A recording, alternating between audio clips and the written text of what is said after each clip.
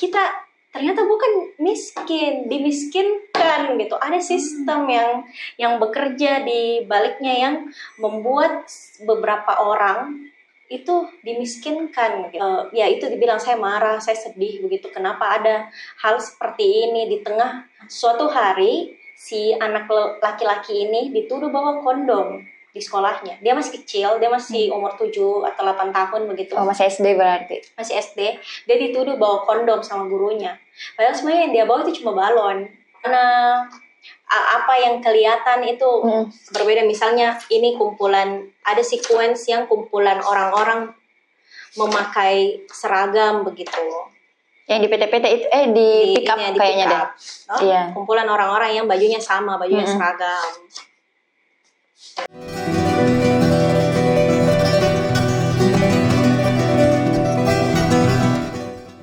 Bukan Kak. Oke, halo Sobat Bolo, selamat datang di podcast Bolo.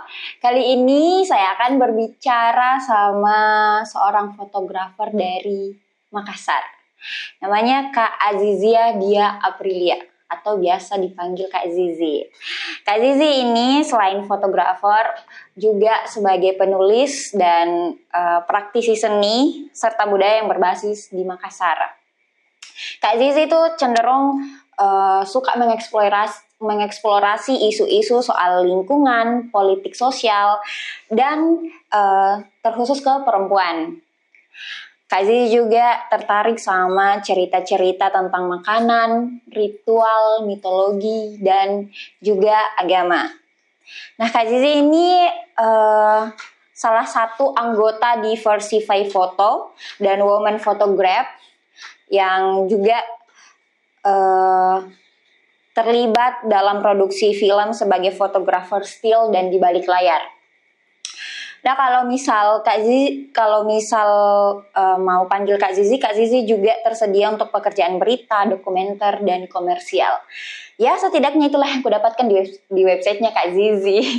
Oh iya, pantas. Kenapa ini? Biografi ternyata dari website. Iya, yang aku dapat di websitenya Kak Zizi. Tapi karena tidak terlalu paham Kak lebih lanjut mengenai bagaimana sih memang kerja-kerjanya Kak Zizi ini di lapangan, apa-apa yang nafoto, apakah memang punggung yang nafoto atau ada hal lain gitu. Oke, sekarang kita ketemu sama Kak Zizi Dia Aprilia. Hai. Asik. Kesana atau? That's my camera. Jadi ini Kak Zizi tuh bicara-bicara santai saja kan? Iya, betul. Ini memang dari kecil kayak suka fotografi, foto-foto, atau suka memang ada tuh memang orang yang suka mengabadikan momen gitu ya. Kita termasuk orang seperti itu dari kecil memang atau bagaimana? Jadi sebenarnya saya punya kamera itu dariku SMP. SMP itu berarti umur 12 gitu. Punya kamera karena keren Ji pada masa itu. Pada masa itu lagi populernya kamera DSLR. Iya. Saya juga enggak tahu kenapa bisa. Terus orang tuaku akhirnya membeli kamera DSLR itu dan saya membawa kemudian kamera DSLR itu ke sekolahku gitu. Itu tahun berapa Kak? Itu tahun 2000 sekitaran 2012. Oh, 2012. Ya, 2012 2012. Kayaknya. Gitu, 2011 12. Gitu.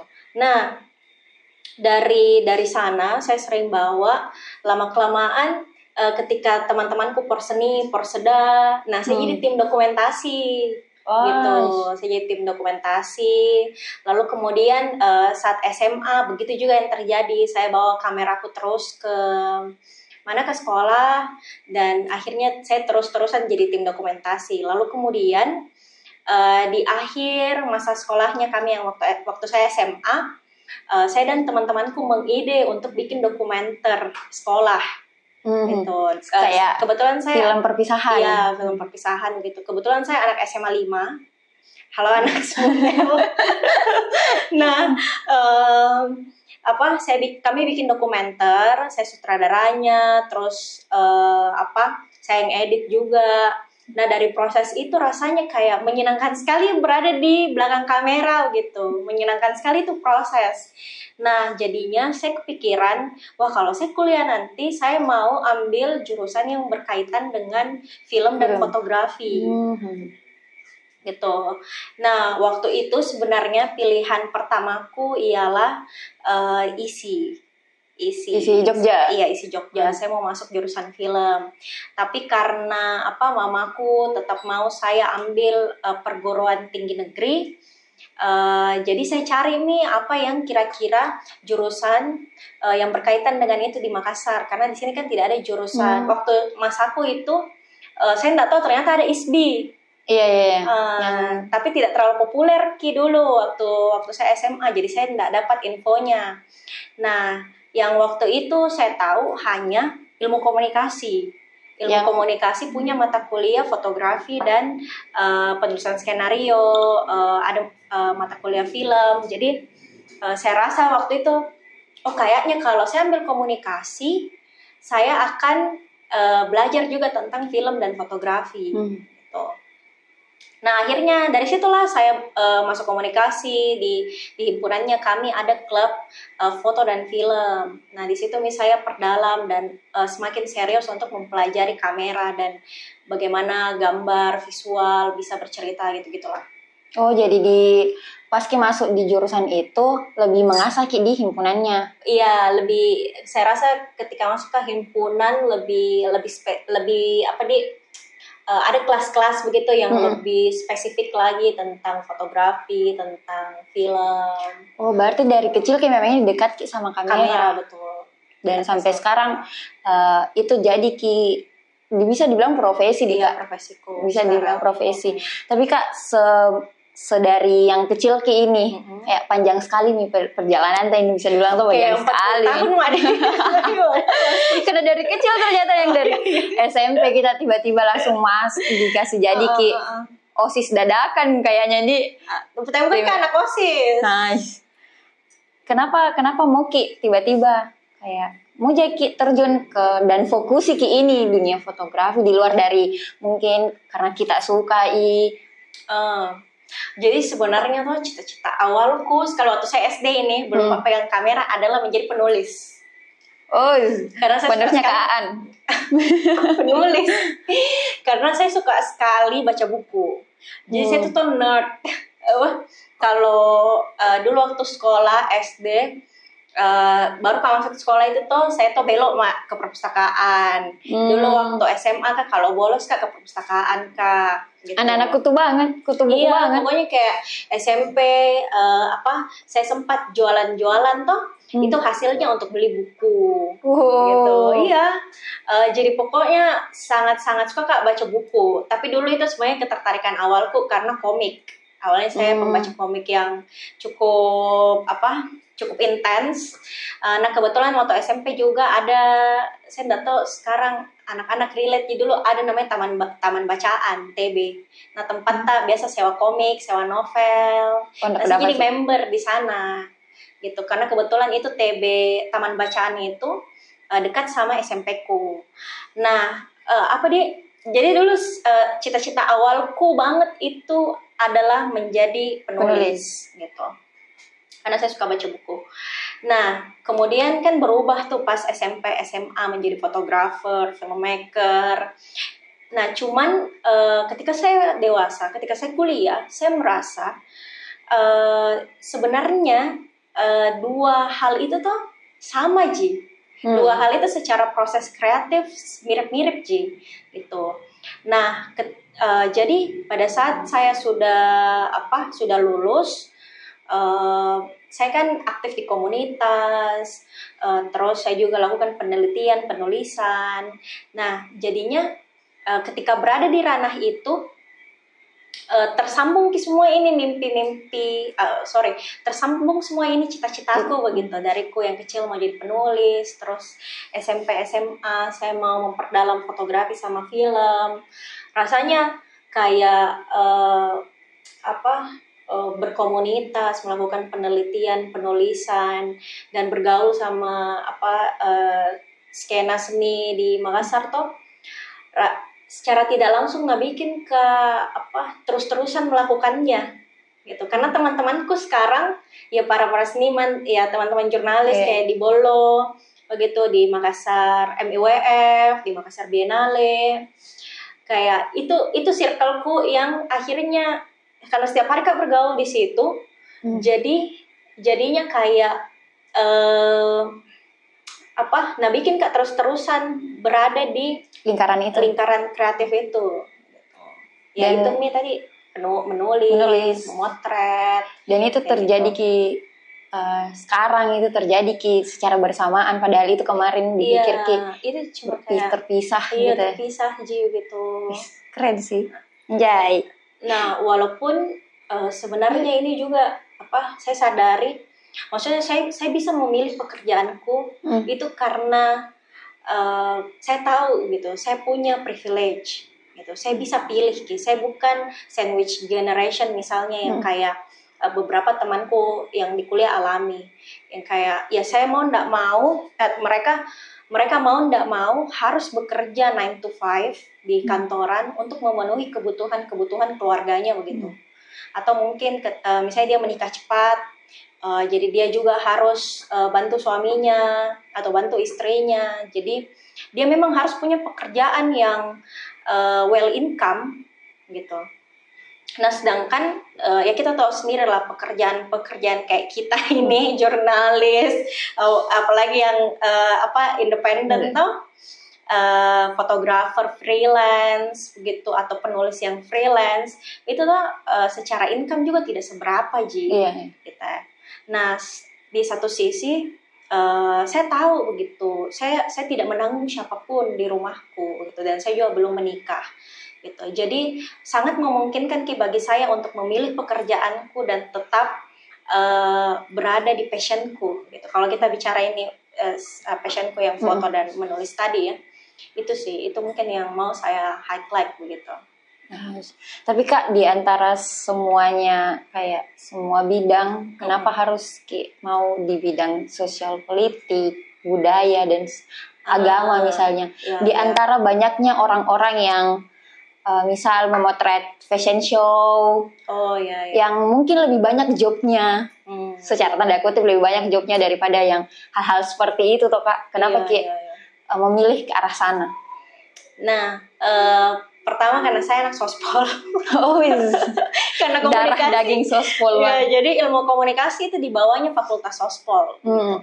Dulu waktu saya mahasiswa, iklim diskusi itu lumayan kencang gitu. Jadi kalau teman-teman tahu fakultas sospolnya Unhas, itu sebelumnya sekarang dijadikan gedung itu Taman Sospol. Dulu itu taman yang lapang sekali. Nah di situ kalian bisa temukan berbagai lingkaran-lingkaran yang membuat diskusi-diskusi begitu di ranah ilmunya kami sosial dan politik gitu. Dan siapapun boleh masuk tiba-tiba ke lingkaran itu untuk ikut berdiskusi. Jadi suasana diskusi itu ramai sekali waktu zamanku gitu. Nah di masa-masa kuliah itulah saya terpapar sama buku-buku yang sospol abis lah, belajar filsafat lah, terus belajar apalagi filsuf-filsuf yang yang ada di wilayah-wilayah sospol yang sering dibicarakan itu gitu. Nah saya pelajari pelan-pelan karena ya menarik pertama karena saya anak ilmu komunikasi, yang kedua ternyata belajar hal-hal itu buat caraku berpikir lebih teratur, dan buat Kak juga menyadari bahwa ternyata misalnya ketika kita bicara kemiskinan ya, ternyata tidak sesederhana itu tidak sesederhana itu langsung kayak ini orang miskin gitu. Ini wilayah miskin. Ternyata bukan miskin, dimiskinkan gitu. Ada sistem yang bekerja di baliknya yang membuat beberapa orang itu dimiskinkan gitu. Maksudku akhirnya dengan bekal kesadaran akan ilmu sosial, politik dan budaya itu, kita akhirnya tahu begitu apa hal-hal yang kita anggap bermasalah hari ini, yang kita lihat di media, di sosmed atau di televisi, itu ternyata ada sistem yang bekerja jauh lebih luas di atasnya begitu. Nah, itu terpengaruh sekali sama ini nih, perpolitikan, budaya setempat, ilmu sosial itu tadi gitu. Nah, makanya ketika saya mengerjakan karya, saya mau berbicara tentang ini deh gitu. Karena rasanya hal-hal yang bikin Kak marah toh atau bikin Kak resah, rasanya itu berkaitan erat juga sama dunia sosial politik budaya ini gitu. Oh, berarti kita tim yang kayak mengedepankan makna daripada estetika. Tapi banyak juga hal yang saya foto tuh karena cantik juga gitu. Tidak bisa Kak pungkiri itu. Okay. Maksudnya saya juga jatuh cinta sama hal-hal yang indah gitu, kayak matahari terbenam atau lampu-lampu kota dari kejauhan gitu. Saya tidak bisa, saya tahu itu meromantisir sesuatu, tapi saya mau tetap biarkan diriku untuk tetap jatuh cinta sama hal-hal indah yang biasa-biasa saja itu sebenarnya gitu. Karena menurutku kadang banyak sekali hal yang saya foto atau yang saya tulis itu tuh membuat lelah secara emosional gitu. Kayak kita misalnya ketika memotret demo yang terakhir itu kawal putusan MK, kan kita tahu gitu ada sistem sebenarnya di negara ini yang tidak bekerja secara adil gitu, dan itu saya rasa banyak sekali orang yang marah gitu. Dan saya juga marah sekali gitu. Waktu saya meliput demo misalnya tuh, maksudnya itu isu yang bikin orang marah gitu. Bukan cuma saya, pokoknya hampir semua orang di Indonesia ini marah gitu. Saya juga marah sekali. Nah, banyak sekali sebenarnya yang saya foto itu tuh karena marah Kak gitu sama sesuatu hal gitu. Merasa tidak adil. Banyak hal di dunia ini yang rasanya kayak tidak adil begitu, dan saya mau mencoba menceritakannya kembali gitu, agar orang-orang juga ikut marah agar orang-orang juga setidaknya akhirnya tahu bahwa ada permasalahan ini. Nah, ini yang aku mau tanyakan, kayak kalau misalnya memotret hal-hal yang seperti itu tidak sampai ke distract perasaan emosional pribadi tak, yang kayak misalnya yang orang wilayah miskin toh, di situ mungkin marah karena ada yang mereka miskin karena dimiskinkan terus marah terus ke distract dan buat kayak mungkin tidak nafsu untuk memotret atau apa, ndak sampai ke arah sana yang bisa judge keinginan untuk memotret begitu kan, ada orang yang seperti itu. Kita termasuk orang yang ke distract dan bisa jadi handle distract itu untuk tetap memotret, atau karena merasa lo ya maki ini dan sampai tidak bisa maki memotret atau bagaimana Nah, jujur pasti ada momen-momen itu gitu ya, momen-momen yang kayak momen-momen dilematis kalau saya bilang. Kayak saya bikin misalnya proyek foto tentang reklamasi gitu. Proyek foto tentang reklamasi, saya berkali-kali ke sana dan melihat bagaimana komunitas pesisir yang dulu hidup penuh dengan ikan, terus langsung mayoritas itu berhenti bekerja sebagai nelayan karena reklamasi masuk toh. Nah, saya melihat bagaimana kehidupannya mereka sekarang gitu, dan itu jomplang 180 derajat dibanding yang dulu ketika laut masih baik-baik saja. Nah, ada momen-momen yang akhirnya saya tidak mau motret begitu, karena rasanya kayak ya secara emosional juga ya itu dibilang saya marah, saya sedih begitu. Kenapa ada hal seperti ini di tengah beberapa ratus meter dari lokasinya mereka, wilayahnya mereka, ada hotel yang terbangun begitu dan sangat megah. Gitu. Rasanya ironi dan sedih melihat landscape yang kontradiktif itu. Tuh. Tapi di satu hal, kenapa saya juga berhenti pada saat itu, karena saya merasa kalau saya foto ini begitu, untuk misalnya publikasi internasional, terus apa dampaknya ke mereka begitu? Saya juga tidak boleh kasih uang kan, saya tidak boleh kasih mereka uang gitu. Apa dampaknya ke mereka gitu? Itu yang selalu bikin saya bertanya-tanya gitu. Itu dilemaku setiap kali memotret isu-isu yang isu-isu komunitas marginal itu. Mereka sudah rentan dan saya datang ke tempat itu menanyakan lagi tentang luka-luka mereka, itu akan mereka ingat lagi, mereka sedih lagi gitu. Tapi ya itu pasti berpengaruh sekali sama psikis seorang fotografer. Tapi di satu sisi saya juga merasa ini bukan cuma tentang saya gitu. Saya hanya meritel kembali cerita-cerita mereka gitu. Kayak penyambung orang-orang. Penyambung. Ini cerita mereka gitu. Ya pasti tetap ada dampak-dampak kayak ya itu tadi secara emosional toh. Tapi biar saya tahu kayaknya gitu bagaimana caranya menghandle perasaan-perasaanku begitu. Mungkin dengan kasih jeda beberapa hari begitu setelah wawancara atau setelah motret gitu, sebelum kembali lagi ke wilayah itu gitu. Atau kalau misalnya saya betul-betulan lelah, ya jangan dulu memotret gitu, nanti dikasih dulu jeda. Iya, dikasih dulu jeda. Oh, ini kayak yang di buku ini yang Got Your Back ini. Dia salah satu keresahan juga enggak, Kak?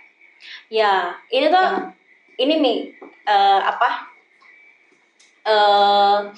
buku yang tadi pertanyaanmu kan tentang memotret keindahan toh. Ini sebenarnya awalnya karena itu saya memotret hal-hal yang indah itu tanpa intensi apa-apa gitu. Itu buat ya saya nggak tahu ya, mungkin terburu-buru rasanya kalau dibilang healing atau terapi begitu. Tapi saya sebenarnya mau mencari alternatif atau cara lain begitu untuk membuat foto cerita yang bisa bahas tentang landscape, tentang kota, tentang orang-orang gitu. Karena mayoritas karya-karya fotoku kan dokumenter klasik ya, yang reportase, yang kelihatan gitu kalau ini orang, ini nelayan lagi tangkap ikan ya, seperti itu gambarnya. Kelihatan wajahnya gitu. Iya. Tapi dengan Got Your Back ini saya hanya memotret punggung-punggung manusia begitu dengan landscape di mana tempatnya dia berdiri gitu. Itu upaya untuk mencari sebenarnya cara bermain-main yang lain begitu di fotografi gitu. Karena di fotografi kan orang selalu mengaitkan foto cerita dengan foto-foto reportase, model-model dokumenter klasik itu tadi toh gitu. Nah, saya mau punya proyek foto yang kayak coba deh saya mau biarkan orang berimajinasi gitu. Saya mau orang tidak terlalu didikte sama visual gitu. Karena foto itu bukan kebenaran gitu. Foto bukan kebenaran. Menurutku ya. Foto itu adalah representasi gitu. Sama aja kalau kita nonton film, ya itu bukan kebenaran. Itu ada kamera yang setting gitu. Ada artinya ketika ada kamera yang setting, ada orang yang menyetingnya begitu. Nah sayangnya fotografi itu sudah dibebankan seperti itu, bahwa dia itu adalah bukti visual yang nyata gitu.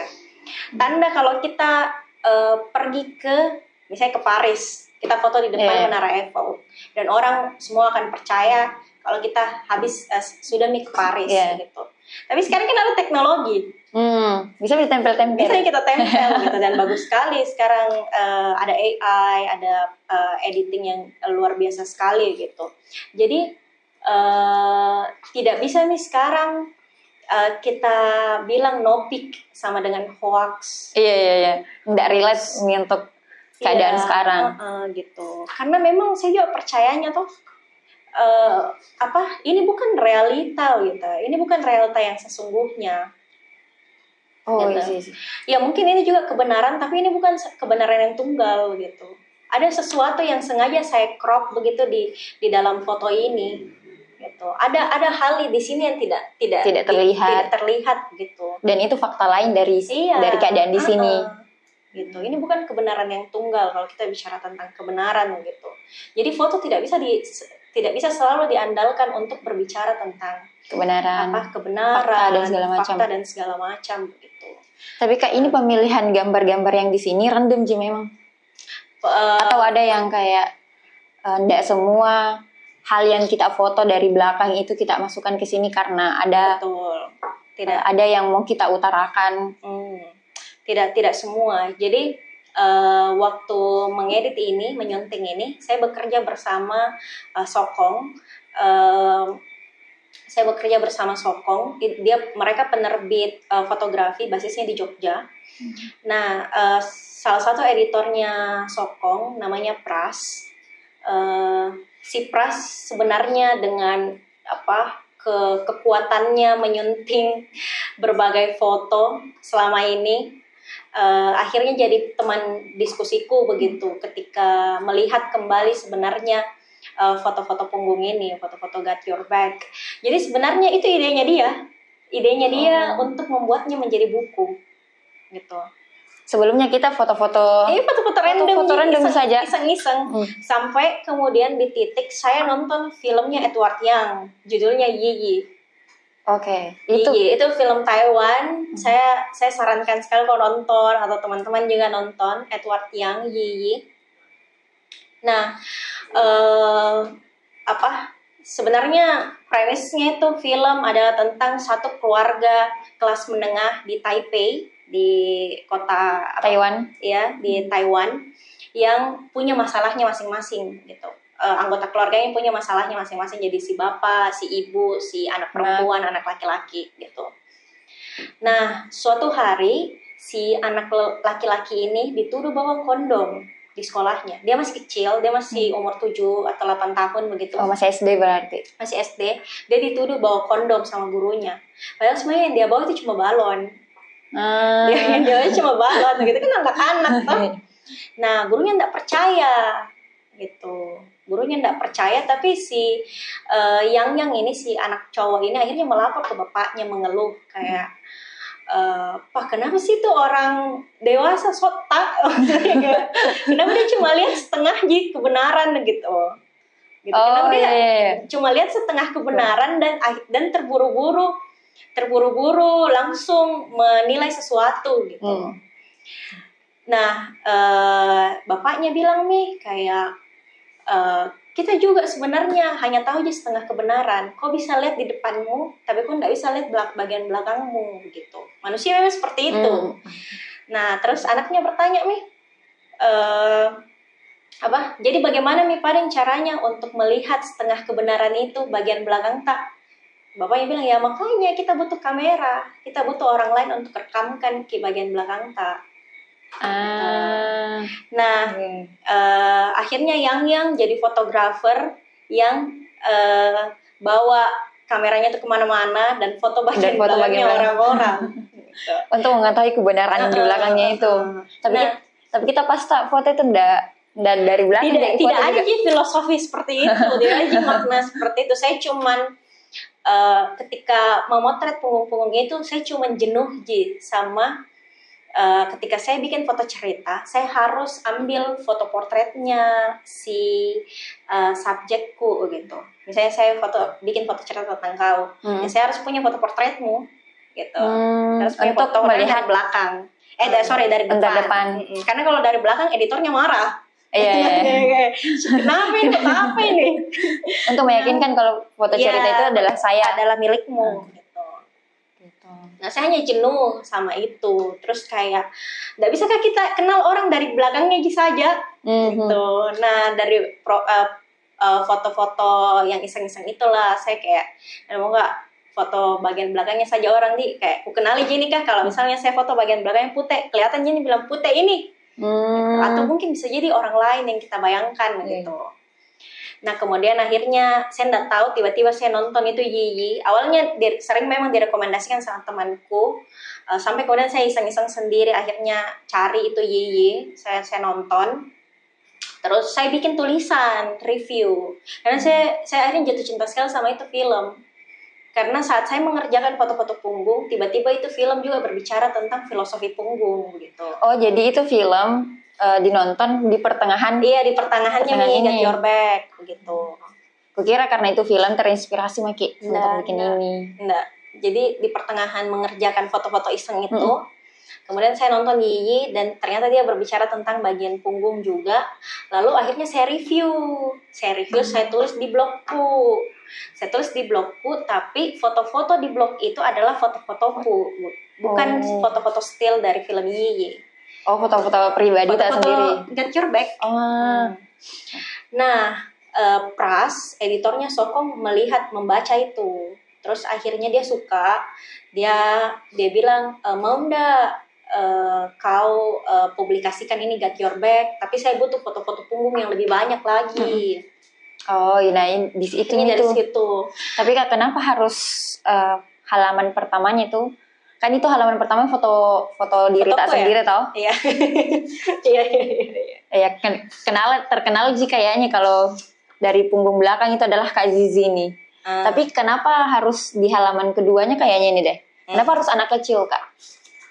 Nah, sebenarnya itu harus dijawab sama Pras sih, karena dia tapi mungkin saya bisa interpretasikan sendiri ya. Nah, kalau kita lihat sebenarnya di buku ini, foto-foto di buku ini, banyak sekali foto anak-anak, perempuan, begitu. Ya, itu juga tadi Salvo, Kak. Oke, mari kita menganalisis bukunya dulu. Banyak sekali foto-foto perempuan dan anak-anak begitu. Lalu kemudian Pras yang saya sepakati juga akhirnya memilih 4 foto terbaik tentang anak-anak dan perempuan gitu. Dan juga kita mau memperlihatkan bagaimana manusia itu tumbuh gitu. Jadi kalau diperhatikan dari balita, kemudian anak-anak kecil umur 6-7 tahun, terus dewasa, pendidikan, dan akhirnya tua. Iya. Gitu. Jadi ada lintasan generasi sebenarnya. Iya, tadi berpikir Kak seperti itu. Kenapa harus anak-anak? Apakah ini menceritakan kisah tentang pertumbuhan? Iya, kayak gitu. Kayak lintasan generasi, karena saya juga sebenarnya suka sama tema itu gitu ketika memotret. Jadi saya senang sekali sama cerita-cerita yang kayak ini turun temurun, ini berlanjut. Ini saya kerjakan karena mamaku dulu kerjakan. Maksudnya saya merasa seperti itu kadang kehidupan kita gitu, terutama yang orang Asia, orang Indonesia, Asian value banget gitu. Apa yang mamamu kerjakan, apa yang mamamu makan, akhirnya kita juga makan. Jadi kayak turun-temurun kita lakukan. Diwariskan secara turun-temurun. Tapi Kak Salvo, Kak Salma, ada beberapa halaman yang punya halaman kosong. Nah, itu fungsinya ini apa, Kak? Ya mungkin punya kayak disuruh bebas orang memaknai di situ atau apa? Itu menarik sekali. Kemarin kan temanku barusan beli ini buku, terus dia chat, Kak, Zizi itu fungsi halaman kosong diapain? Untuk apa? Itu disuruh kan interpretasi sendiri atau bagaimana? Terus saya bertanya sama dia kan, menurutmu bagusnya diapain? Terus dia bertanya balik nih, kapan dia bisa ditulis-tulis atau digambari? Aku bilang, mungkin lakukan nih, gitu. Lakukan saja. Kalau menurutmu itu cocok untuk ditulis-tulis, digambari, go on, gitu. Tapi sebenarnya kalau dari keputusan bersama si editornya, si Pras itu, kita sebenarnya mau membaginya berdasarkan sequence pendek begitu. Kalau teman-teman nonton film, sebenarnya film kan terbagi atas beberapa sequence. Kalau baca buku itu kayak bab 1, bab 2, bab 3, nah kayak gitu. Tapi di Get Your Back ini sequence-nya tidak panjang, dia pendek-pendek begitu. Jadi kumpulan cerpen-cerpen pendek gitu.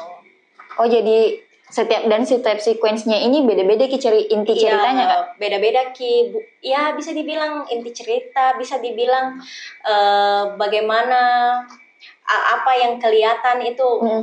berbeda. Misalnya ini kumpulan, ada sequence yang kumpulan orang-orang memakai seragam begitu. Yang di PT-PT itu di pick up ini ya, di kayaknya pick deh. up, no? Iya. Kumpulan orang-orang yang bajunya sama, bajunya seragam. Nah itu Ada kira-kira apa sequence itu. apa ini Kak intinya?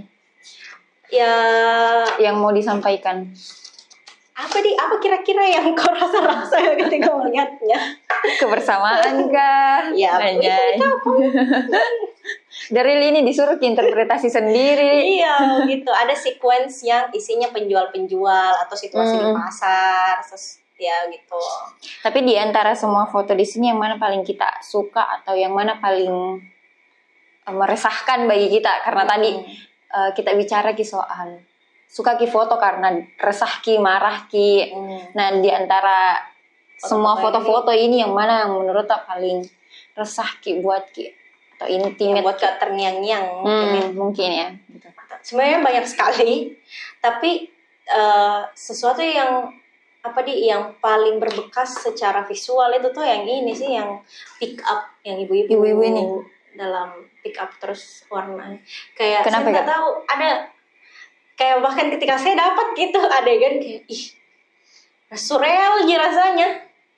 Kayaknya mau kemana ini? Tapi kan ini hal yang biasa sekali gitu. Ini hal yang biasa sekali sebenarnya.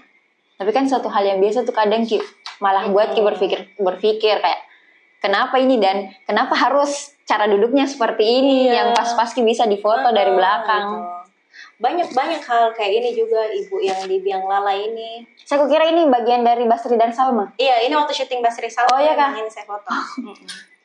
Nah, itu kayak ini pagi-pagi gitu, terus dia berdiri saja di tengah-tengah situ. Rasanya kayak adegan film juga, tapi dia bukan aktor memang, Kak? Bukan. Dia warga sekitar sana. Akam sih. Terus ada juga yang saya suka itu yang Kutu. Kayaknya akhir itu ya. Yang Kutu. Orang-orang ini. Ditaruh enggak di sini, Kak? Bukan. Ini di Mariso. Yang waktu kerja foto tentang reklamasi nih. Nah, tapi ini jujur tidak pernah bisa dapatkan di kampungku, Kak. Atau di kota-kota yang sekarang itu di Kota Makassar. Jarang sekali masih lihat Padahal tuh kalau ada hal-hal seperti ini baku jejer-jejer gitu, itu banyak juga percakapan-percakapan yang hadir. Iya, betul. Ini kan ruang sosialnya sebenarnya warga tuh. Itu kurasa kayak kan ini cucu, ini nenek, terus ada yang ibu gitu. Itu maksudku kayak lintasan generasinya dapat gitu secara visual.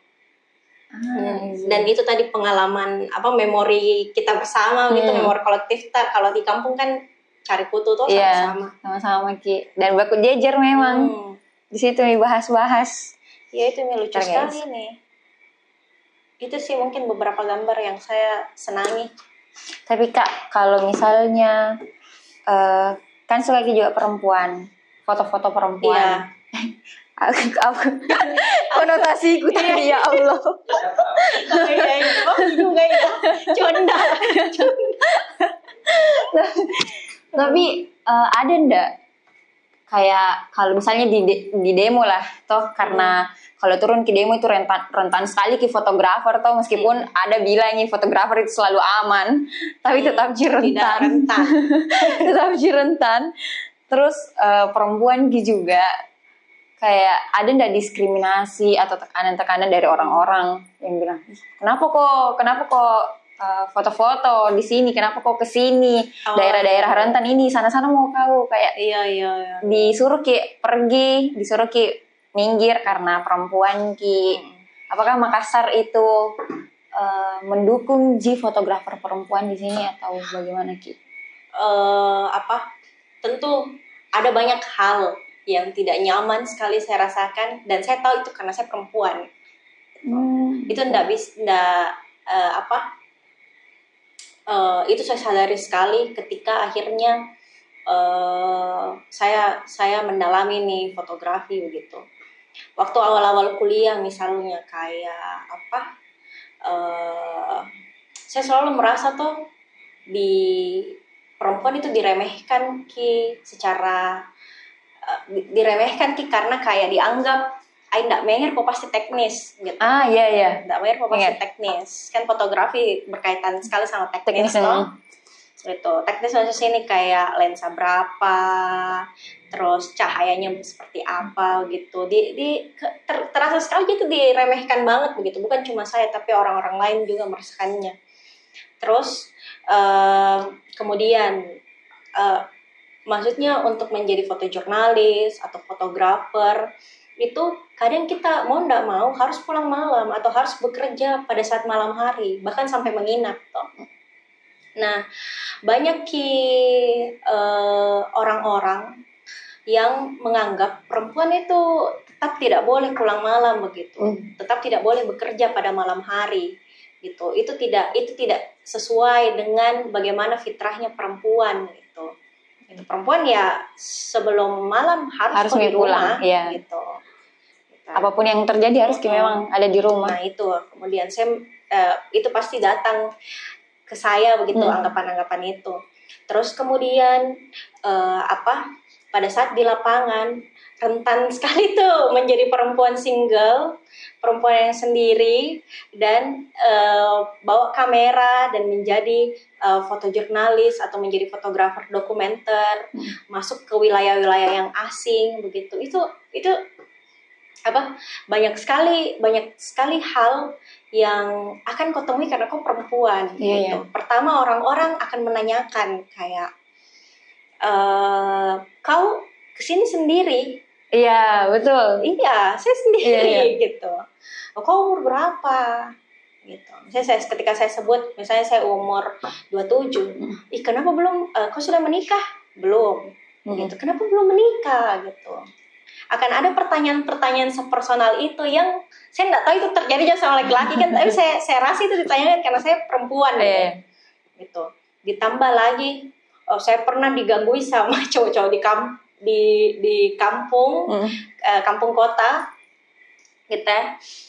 Saya pernah digangguin karena saya waktu itu datang memang malam-malam, terus mereka lagi minum-minum dan adalah perlakuan yang kayak kasarnya nih cowok gitu ya. Karena perempuan. Karena saya perempuan dan dia mau kenalan gitu. Tapi saya enggak mau. Gitu. Nah, banyak itu aku bilang tadi, banyak sekali aku rasa hal-hal yang tidak menyenangkan terjadi karena saya tahu kayaknya ini karena saya perempuan deh. Gitu. Makanya nih hal-hal kejadian kayak seolah-olah kalau misalnya kita perempuan dan datang sendiri di satu wilayah, itu sesuatu yang aneh, yang aneh. Salah bahkan. Nah makanya ini saya saya mau cari strategi untuk membeli cincin kawin palsu. fake ring.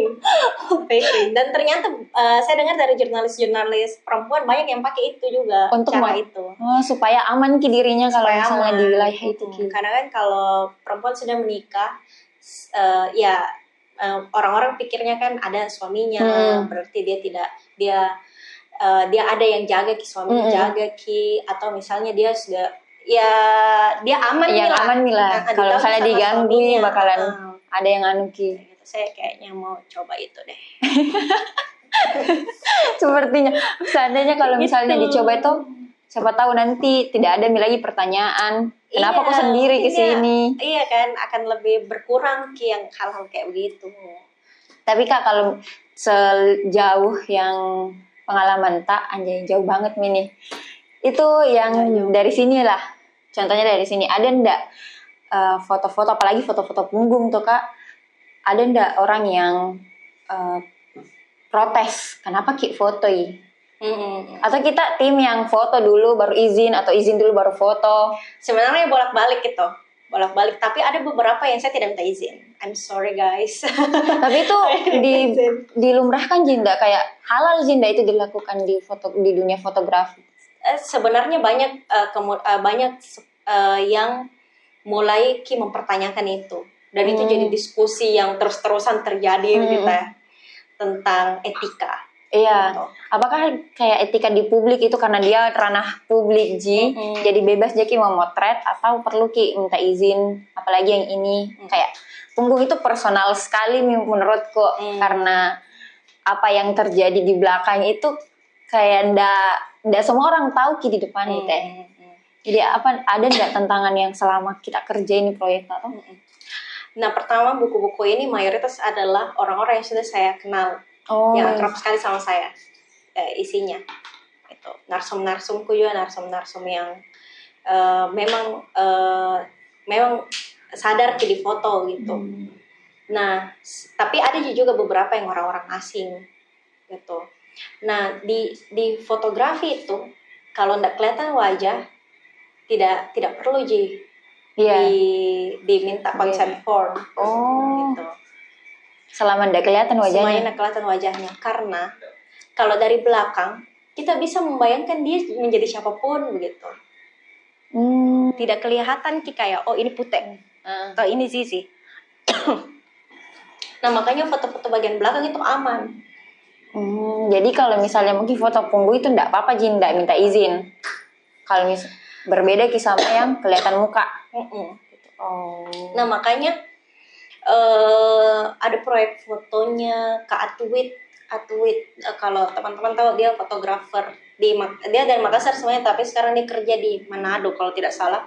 Dia pernah foto buruh imigran ilegal gitu di kotanya, dan itu semua foto-foto punggung, foto-foto punggungnya untuk mengamankan identitasnya si narsumnya itu, si subjeknya.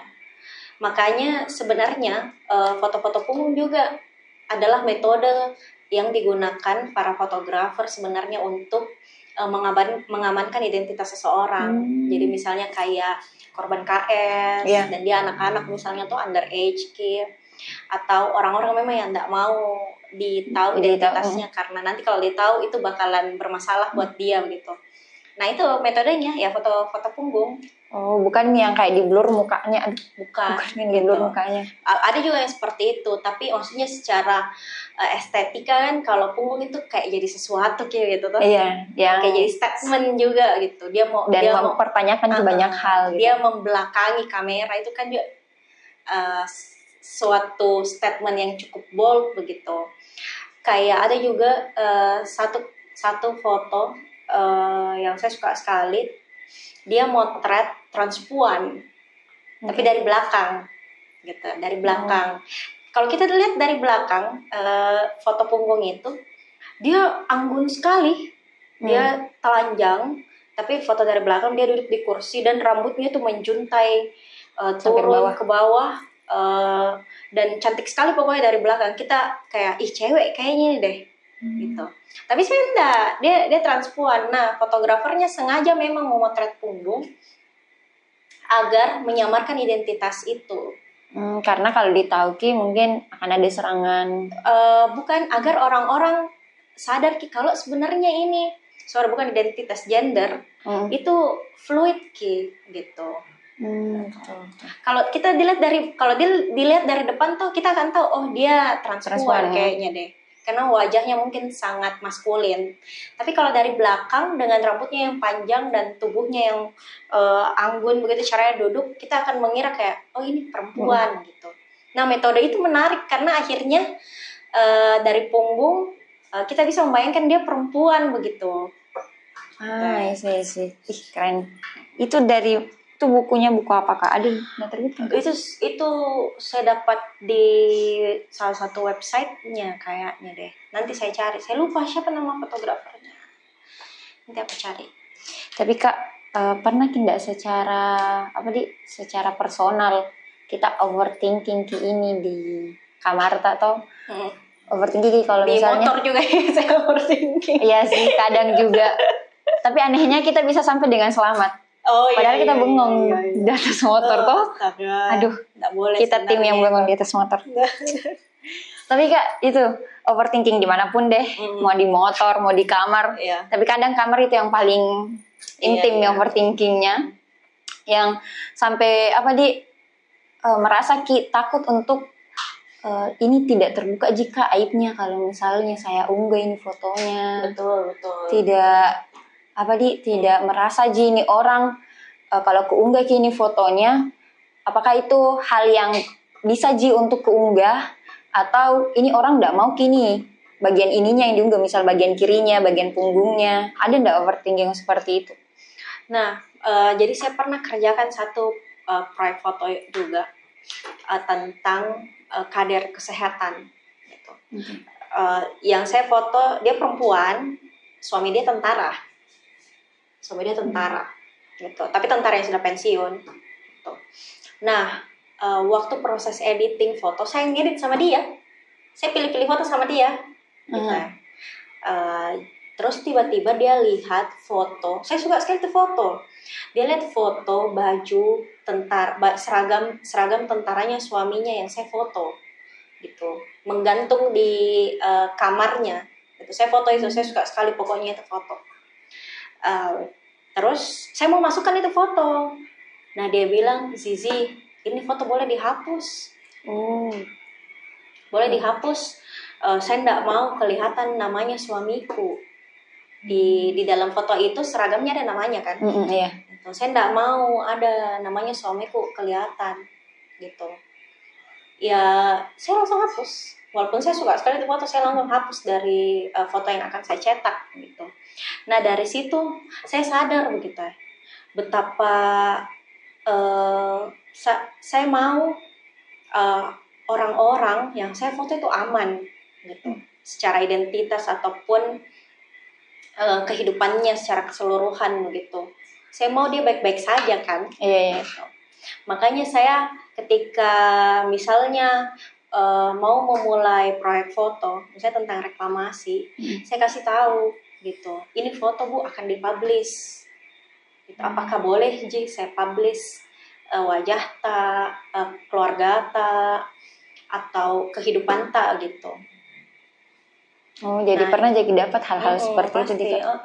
Karena saya enggak sadar itu, kayak saya kira dia enggak apa-apa jika itu foto kayak seragam gitu. Ternyata ada layer lain gitu yang kayak boleh dihapus. Ya sudah saya hapus. Yes. Tapi itu kalau misalnya yang di tengah jalan begitu di jalan-jalan kayak di pasar atau di mana, enggak pernah jadi ditegur kayak kenapa kok foto Kak? Pasti itu. Makanya saya akhirnya sudah jarang sekali melakukan itu. Kayak orang-orang kan fotografer kan banyak yang street hunting. Banyak sekali. Mereka bilang apalagi itu sekarang. hunting. Gitu, kayak sama-sama motret di pasar atau di pecinan atau di potere. Saya sudah jarang sekali lakukan itu, kecuali untuk kebutuhan melatih teknis. Gitu. Yang tidak saya upload saya taruh buat saya aja untuk melihat kayak oh ini kayaknya masih buruk Kak di bagian ini, masih jelek komposisiku di sini misalnya kayak begitu. Saya bilang juga ke orang-orang yang mau jadi fotografer, yang sempat bertanya ke saya bagaimana kalau seperti itu kondisinya, kita mau latihan jadi street photographer gitu. Kalau saya tetap pasti prioritaskan minta izin gitu. Sebisa mungkin pasti harus minta izin gitu. Tapi kalau misalnya kebutuhannya bukan juga untuk media, bukan juga untuk diupload di sosmed, mau joko saja latihan-latihan pegang kamera atau mengasah kemampuan komposisi artistik itu, silahkan. Yang penting orangnya nyaman gitu. Dan konsen Ji tau. Dia sadar Ji, lakukan gitu. Tapi kalau misalnya mau kok upload di media-media, ya salah satunya itu sosmed, sosial media, sebaiknya kau pentingkan gitu, minta izin gitu, kau dahulukan gitu, karena ya kita nggak tahu apa yang terjadi kan di dunia ini. Jangan sampai ternyata dia apa gitu yang sampai itulah ya. Hal sekarang mudah sekali viral tuh. Gitu. Jadi untuk berhati-hati dalam mengambil gambar itu menurut penting sekali. Apalagi sekarang kan karena banyak nih konten-konten TikTok itu yang kayak direkam orang diam-diam. Iya. Ada. Nggak sopan sekali kan. Maksudnya itu kelihatan jelas loh wajahnya. Terus nggak ada konsen sama sekali. Makanya Got Your Back ini selain mayoritas memang teman-teman dekatku di sini, dan ya tidak ada wajah di sini begitu, tidak ada yang bisa aku kenali. Dan orang-orang bebas Ki untuk menginterpretasikan itu, jadi aman-aman Ji untuk Ji. secara pribadinya ini subjek aslinya. Iya, untuk memotret stranger, metode ini cenderung aman. Tapi Kak, terakhir, sepanjang banyak sekali mini tuh Kak yang kita foto, yang kita potret, mulai dari punggung mungkin atau dari depan juga, ada nggak satu subjek yang di luar dari ini deh, di luar dari Got Your Back ini, ada satu subjek yang kita paling suka sebagai model foto tak? Siapa ya? Atau apa kek yang paling punya makna yang paling dalam kehidupan tak? Sebenarnya yang paling berkesan itu yang sampai sekarang saya masih berteman, bukan berteman apa, kayak berteman, saling kontak-kontakan. Kadang saya ke rumahnya untuk iseng-iseng saja ngopi, ngeteh gitu, atau apa gitu, aku bawakan kue, dia juga kasih kak kue. Itu Bu Sainap yang kita loh, karena dia juga baik kepada semua orang tuh. Gitu. Dia selalu pasti datang ke acaraku, dan dia selalu tanya kabarku begitu. Menurutku itu hubungan yang istimewa sih. Itu di luar lagi dari waktu itu kebutuhanku untuk memotret, misalnya memotret dia dan perempuan-perempuan pesisir gitu yang kehilangan pekerjaan, bukan lagi tentang itu saja gitu ya, tapi dia jadi ya kayak maceku gitu ya. Nah, kasih kak kue, nah aja ke rumah ngeteh, saya akrab sama anaknya, saya akrab sama suaminya, sama tetangga-tetangganya gitu. Tapi dia kan begitu juga memang anaknya kan. Iya. Oh, jadi karena hubungan Pak itu enggak sekadar hubungan yang kayak kita fotografer terus dia modelnya, tapi lebih dari itu Ki, sampai itu yang buat Ki berkesan. Itu yang buat berkesan sekali sih. Sama itu tadi yang kader kesehatan yang saya cerita. Iya, yang tentara. Yang tentara. Saya kan 2 minggu motret, bolak-balik ke rumahnya. Gitu. Itu juga sih saya jadi menurutku akrab sekali gitu. Bahkan sampai saya mau dijodohkan sama anaknya. Gitu. Sakrab itu Ki gitu. Jangan sampai dia yang lingkari cincin nanti di jawari. Tidak bisa. Nah, maksudnya itu juga keuntungan memilih long term project begitu.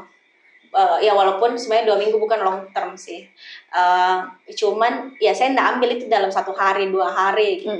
Saya punya waktu untuk mengetahui secara mendalam apa yang mau saya cerita gitu. Karena punya waktu 2 minggu ke rumahnya terus Kak, ngobrol sama dia. Dan itu menurutku yang bikin bermakna ini fotografi yang saya kerjakan gitu. Saya jadi punya kesempatan untuk mengenal manusia gitu dengan segala kompleksitas kehidupannya gitu. Jadi saya selalu bilang ke teman-temanku, kayak foto itu fotografi tuh 10% motret, 90% itu ngobrol, bernegosiasi, bolak-balik gitu, mendengarkan. Itu 10 motret itu tuh, motret yang pegang kamera dan menghadap ke subjek itu kayak 10% Ji. Sisanya 90% itu adalah bagaimana kau menempatkan dirimu sebagai manusia sebaik-baiknya gitu. Nah, 90% ini yang penting gitu. Bagaimana kau punya hubungan sama manusia lain, atau misalnya sama lingkungannya gitu. Jadi kayak merasa Ki, ini bukan pekerjaan yang bisa kita kasih jenuh atau apa. Enggak Ji, karena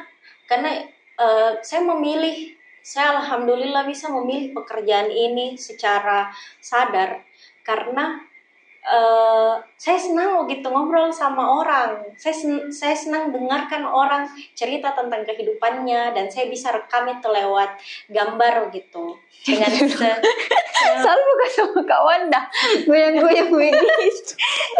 Oke. Sorry ke distract. Astaga. Di Wanda nah. Aduh. kayak gitu. Jadi fotografi nah bikin Kak untuk belajar tentang manusia yang lain gitu. Nah bikin Kak juga belajar tentang lingkungan, dengan tentang tumbuhan-tumbuhan kayak gitu, tentang sosial dan budaya, tempat-tempat yang bahkan kadang saya baru ngeh, oh ini namanya ini tempat.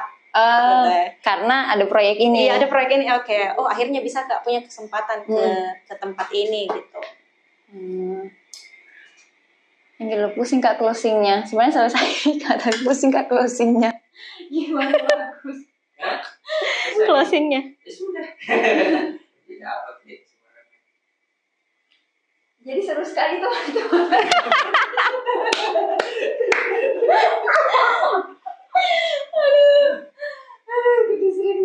Ini kan sama kawan dah.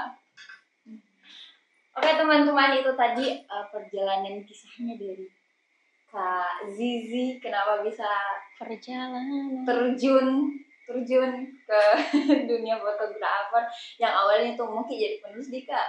Iya, mau jadi penulis dongeng, novel. Yang kayak Kak Aan, Kan penyair. Kak Faisal Lodan.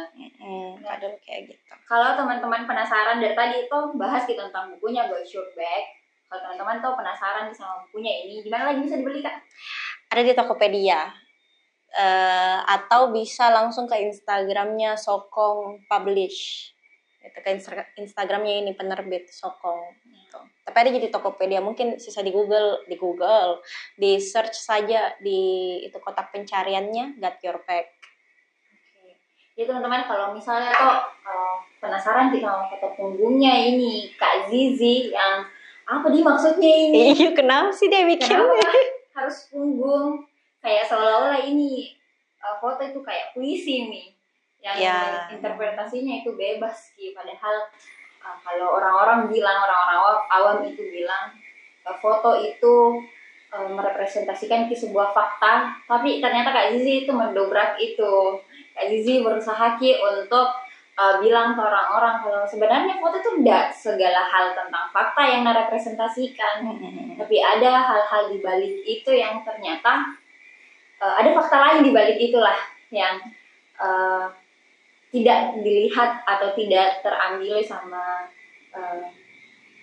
kamera ini, termasuk dengan punggung manusia, punggung apapun, atau punggung yang juga punggung gambar. Ya, karena saya lihat tadi ada lukisan juga lukisan gambar gitu. Itu yang mungkin satu di situ tapi kayak apa nih, kenapa dia jadi pembeda di antara yang lain gitu. Iya. Jadi teman-teman kalau misalnya mau bukunya boleh yang tadi Kak Zizi bilang ada di Sokong Publish atau di Tokopedia. Lalu kalau misalnya teman-teman dukung ini channel, ini jurnalis independen, jangan lupa untuk subscribe, like, dan komen, dan juga donasi. Oh, itu penting. Itu penting untuk menghidupi donasi. Jurnalis independen yang rentan ini. Yang rentan ini yang jadi kalau misalnya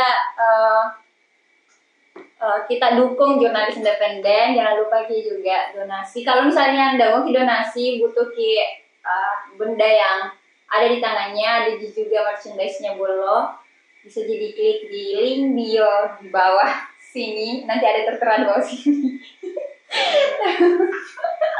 Terus kalau misalnya ada isu yang menurutnya teman-teman tuh perlu untuk dibahas di Bolo, yang kayaknya tertarik ini dan perlu dibahas ini di media independen atau di Bolo, boleh sih teman-teman komen di bawah juga. Oke, sampai jumpa di video podcast terpotong lagi. Oke, karena Kak. Sampai jumpa di podcast selanjutnya.